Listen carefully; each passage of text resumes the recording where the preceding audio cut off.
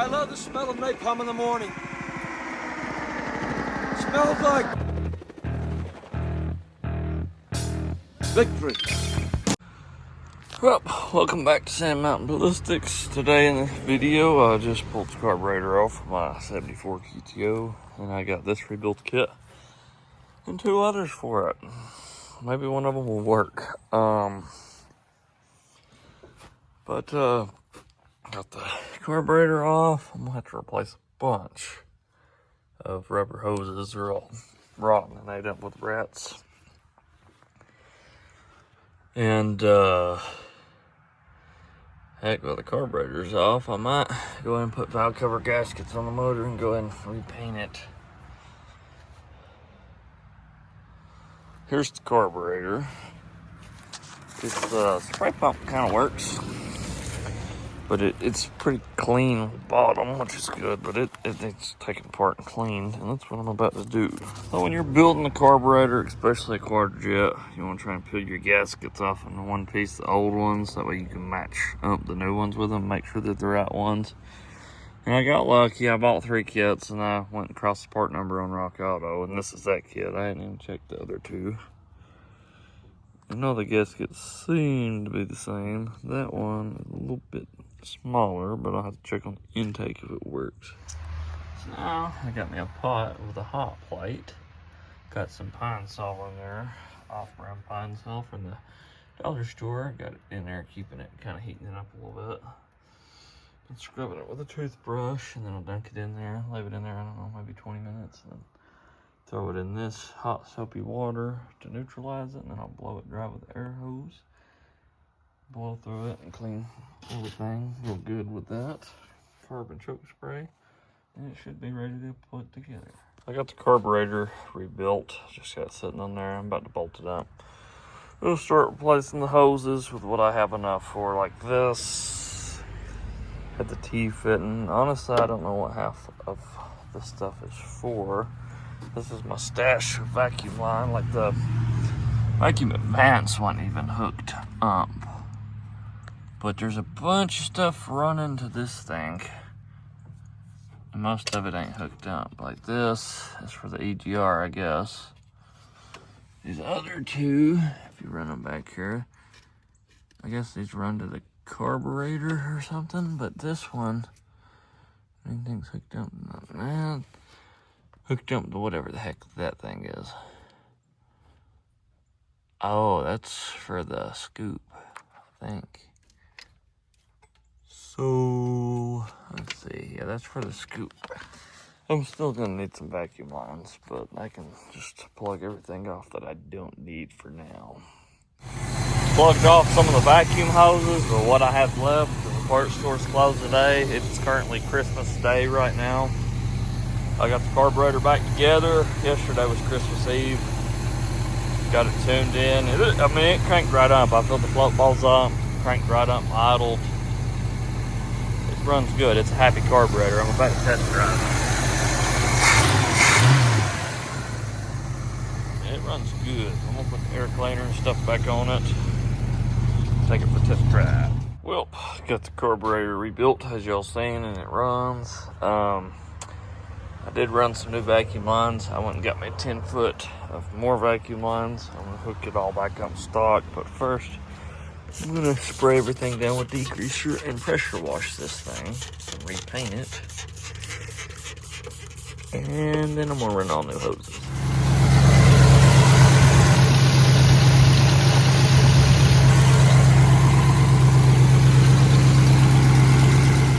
Well, I pulled the gas tank out. I'm pretty sure the sending unit's bad. That or the float arm's stuck. But here's what's left of the build sheet. Thought that was pretty cool. I tested it by touching these 2 wires together, and the gauge goes down because it's reading full. So it should be a sending unit issue. The wiring should be good to that, so I'll pop this lock ring out and we'll see. Well, I'm at the gas station now. I've got the tank put back in after cleaning the sending unit. Gonna fill it up all the way. So far it's already held 10 gallons, and we're gonna see how much gas it'll hold, and I'm gonna see if my gas gauge works now, which it should, because it's showing a quarter, and this is still going. So I'd say it's had at least probably a quarter of a tank or whatever, like it showed. So we will see. I am attempting to break the bolts loose on the exhaust manifold so I can fix it. It needs replaced. It's got a rust hole in it right there, as you all can see. It's leaking. One of the bolts on the front has already backed out. I thought maybe someone broke it off, but I've got another bolt and threaded it back up in there. That fixed it. I mean, the threads ain't bad, so if I can get 5 more of them to break loose, I can slip a new gasket in there. It's gonna be fun. Well, the back bolt was also backed out, the very back manifold bolt and the very front one. So that means I have to have 4 bolts out. I've gotten 3 of them out. I've got 1 more. This one's just hard to get to, just because where it is, it's right here. Got the frame and stuff in the way, but I'm chipping away at it. The head on it's hard to get onto. I think the bolt's already a little boogered out, so I'm gonna have to keep playing with it. I've been spraying it down with a PB blaster and heating it up, so we'll see if that gets us anywhere. Well, one of my co-workers let me borrow these. Been having trouble trying to get that bolt out, and it actually grabbed enough, and I got some turns on it. But the bolt broke partial some of the threads off in here. Not a whole lot, but it broke off flush right here. Manifold did come out. I don't know what I'm gonna do that. I might get to put it together without that one bolt, and it might not leak. I don't know. Or I could try to drill it out. We'll have to see. Or I could try to weld a nut on it, or drill it out because it's all the way up. If I get a drill in there and I bolt nut it or rethread it, however way I had to. Well, I pulled the radiator out. I was gonna clean it. I was putting these new hoses on, but I feel like a lot of calcium deposits or something in there. It kind of looks like it's been leaking around these cores. So I got on eBay and found the cheapest one on there, $95, and I've painted it black. I just painted it a satin black, but I think it looks pretty good, and my radiator is a pretty much exact match. So I'm just gonna put this back in the car. I'm cleaned up in the engine bay already, but up under this on the radiator support, or whatever you want to call that, there was tons of mouse nests that I pulled out. I decided to rinse it off with the hose, and I did. Same with the battery tray. I pulled it out and rinsed it off. I think I'm gonna take some rusty metal primer and scuff some of this up and go ahead and primer it all. And I got some low gloss black paint that I like to paint engine bays with. I might go ahead and scuff these inner fenders up and pull all this stuff off and paint it, just to keep it from rusting, and then put it all back together. I thought about maybe touching the motor up some, but I'm gonna let this dry and then I'll get to doing that. Well, things have escalated. I have pulled battery tray out to clean it, and up under it I have found the rat nests. So I'm going through cleaning all this stuff up, trying to keep it from rotting. I pulled the radiator out, there's a big mouse house nest there. I pulled it out and cleaned it. I think I'm gonna go ahead and, while I got the radiator out, I'm gonna go ahead and change this pulley. It's rotten on one side. I should have an extra. And I'm gonna clean up all this stuff and primer it real good with some rusty metal primer and paint it black. And I might go ahead and touch up the motor and stuff too while I'm in here. And paint all this, just, you know, keep it from rusting. Looks like that battery tray, I mean, it's solid now, but it probably wouldn't last much longer if I wouldn't have messed with it. So I might as well preserve what I can while I'm here. Well, I got a little carried away. Toward the park to put that radiator in. And then painted all this stuff best I could. Might paint the motor too one of these days. Kind of painted the water pump while I had it apart because it was all rusty. But I got all that painted. I think it looks pretty good. I'm in here pulling them with the dash. I got it all taken apart. Missing the factory mono speaker. I'm gonna buy me one with 2 speakers in it. That's the same size, I think. Put it in there and then put on the bulbs in my dash, and put it all back together. And I got a new radio on the way I ordered. The retro sound one, because that's a Sears and Roebuck one for like 1 speaker. I bought one that should be good for 4. Things have escalated. Got me a retro sound speaker. It's got 2, it's a 4x10, it's got that bracket to mount said speaker back there. I got a retro sound radio with a tape deck player. I've pretty much got everything ready on the radio. I'm gonna go ahead and pull the seats and stuff out, run my speaker wires for my 6x9s. I want to get me another speaker grill like this one over here and put over here because it's got the hole already in the package tray, like the metal. Then I got my carpet over here on the hoods. Ain't out in the sun, so it'll perk up. Here is the floors. I got the carpet out of it. Probably the cleanest car I've ever seen before. I mean, see all the paint stuff, and I found a bunch of old change, just a pile of pennies and a couple nickels and quarters and dimes. But I'm gonna vacuum this really good and spray it down with Lysol so it don't stink. I think I'm gonna leave it in here because it's actually in good condition. I don't see any rust on the floor pans or nothing. And then I got new carpet for it, like I've already said. Here's the old carpet. I mean, I probably could have got away with just changing out the back half because they've ate half of it. And they ate that, but I didn't want to.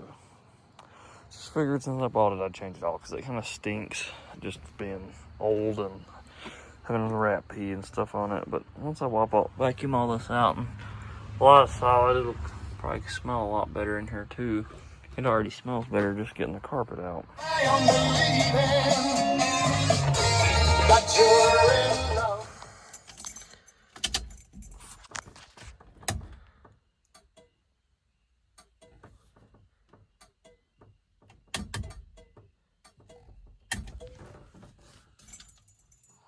Well, I've got my carpet and stuff installed, almost done with the radio, and I have been looking for a fitting like this for about a month. I finally found it. It's called an inverted flare fitting for my new radiator. That way the lines would seal up against it. And I finally found some the correct thread, so I'm gonna take these out and put these on there. And there's a hole in one of these transmission lines, so I'm gonna cut it and flare it on each side and put me a rubber hose on it and hose clamp it. And I think that'll last a long time. Well, I got the radiator back in. All that's good. Alternator stopped charging, so I'm gonna throw some new brushes and a voltage regulator in it and see if that fixes it. But about done with the radio. Got the speakers in the trunk. This come out of the car. This come out of a Trans Am, but they're the same exact thing.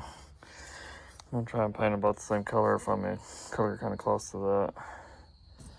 And it's got the hole in the actual sheet metal for that speaker. I'll just take and cut it out with something.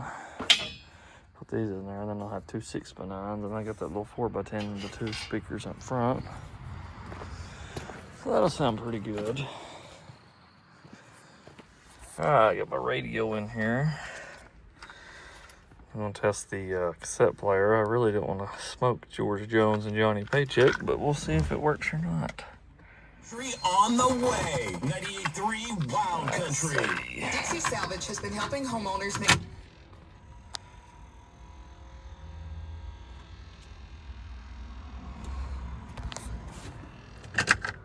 quality all-wood construction kitchen and bath cabinets, plus lighting fixtures. Got my carpet in there. It's kind of hard to see. It's dark. Got all that in there. Got my radio in. That looks pretty good. Also got a factory trunk light, which I thought was cool. And let's have a big pimp in here. I even got a glove box light. Well, this is normal stuff for you, but I thought that was cool. It's even got a brake light that tells you when the e-brake's on. Got both the speaker grills here painted the same color. I got some adhesion promoter. This is usually for interior and plastic, but I've heard it works on metal. These are metal. I tried it. They look pretty good right now. I don't know how they're gonna hold up, but we'll see.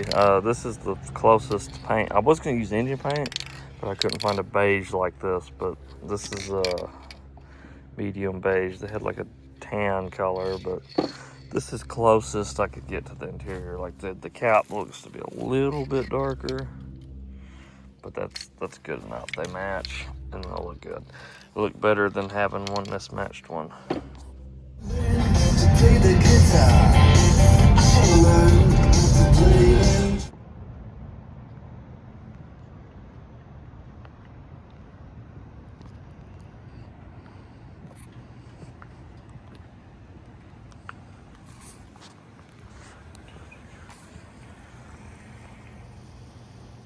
My kick panel for my 1974 GTO I bought off of a parts car. Someone's got a hole in the speaker for it. Paid $10 for it. It's got the air flap in it. A new one's like 150. So I'm gonna take some short strand fiberglass. Well, this might be the long strand. I don't remember. Yeah, long strand. Anyhow, that's what I got. I'm gonna put a piece of cardboard in behind that kick panel, fill it full of this, and sand it back down with a DA and paint it. I'm still working on the video. On this GTO here, and here's this. I've done one side already. They had a little bit of a line in them. I mean, they still did, but the back brakes was new, and it's got new calipers on it. So I went ahead and bought these, drilled and slotted rotors, packed the bearings, put new upper control arm bushings, and I took this control arm off. I got it to the driver's side, but I figured why not. Since I'm already here, you know, I drive this car. That's one side. Carbon fiber brake pads. I got them off Rock Auto. Decent deal. Let's see what they're Z23 Evolutions. They're supposed to be pretty good. Well, it's the next weekend. I just put some sway bar bushings on. I couldn't find the direct fit. I measured the sway bar. It's an 11/16. I got this from O'Reilly's. They was able to help me find something similar to the sway bars I found that looked like they would work for like a 69 Camaro. They fit pretty good actually. I mean, there's a little bit of a gap in there, but I think that's okay. I guess I was gonna try and put some rubber in there to tighten it up, but the old ones are still on. But I've got them on. It's just got like a bolt and a nut. And that bolt nut, you know, and take them out and just bend them out, slip them in there, and that's all you gotta do. So them are in there. I guess I'm gonna take it on a test drive, and y'all haven't got to ride in it yet, but I got some new lug nuts because I had these metric lug nuts on here, and that wasn't the right thread, and half of them was stripped out. Glad I found that. So oh, that's good. I think AC will be my next step. Alright, I'm pretty sure I got the brakes broke in. It says just drive around normally, let it cool off. So that's what I'm going to do. I had to go from like 45 to 10 miles an hour, like 5 progressive times, and some moderate times. 35, 10 or something. I had to look at the instructions. I pulled up on my phone when I did it, but I said just drive around for a bit, let the brakes cool down,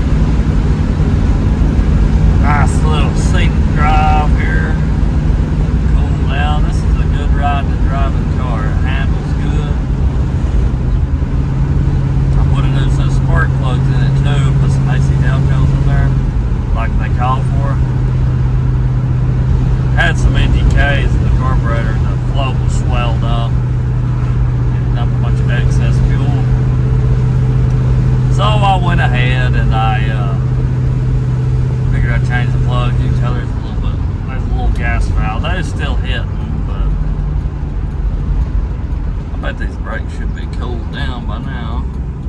Let's go down this back road here.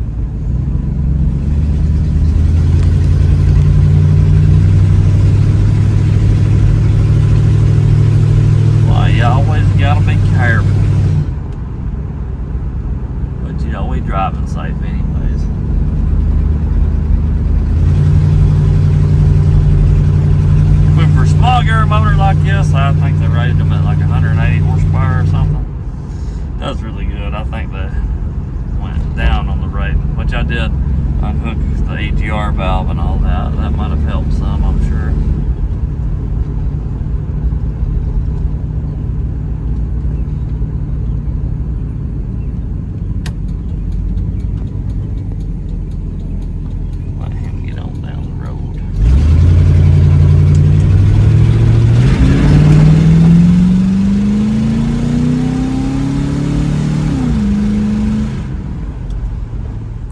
been working on this video for a while now. I've went ahead and painted the motor, as you can see. And I run new AC hoses. The rubber, just regular hoses. Ran new those. Put some new O-rings in the system. I got a belt on the compressor. AC kind of works. I've got it charged, but I didn't know this at the time. I do now. So this is the POA valve. And for it to work right with R134A, because this, you know, it's a Freon system, which I did convert it. You have to buy, it's best if you'll buy a different POA valve, because these have like a restriction to them for Freon, and this is R134A, from my understanding, is a higher pressure. So this one won't work right unless you have it recalibrated. But there's just one kit I found. I'm gonna call the company about it and see what they say. But it's like a universal POA valve, and you wire it up and it'll make it a cycling clutch instead of this one, which when the compressor's on, it runs all the time. But that might be a couple weeks from now. I've been working on this video for a while, and it's starting to get a little long. So I'm gonna go ahead and end it right here, and I'll make another video when I get back to fooling with that. But the engine's painted. I mean, I've been driving this car. Got the engine painted, got the engine bay painted. I painted up in the fender wells when I had to doing the brakes and had the control arms off. So, you know, I've done a fair amount of work to it. So I'm just gonna say this is episode 2. I'll do episode 3 when I finish that. And well, I appreciate y'all watching to the end.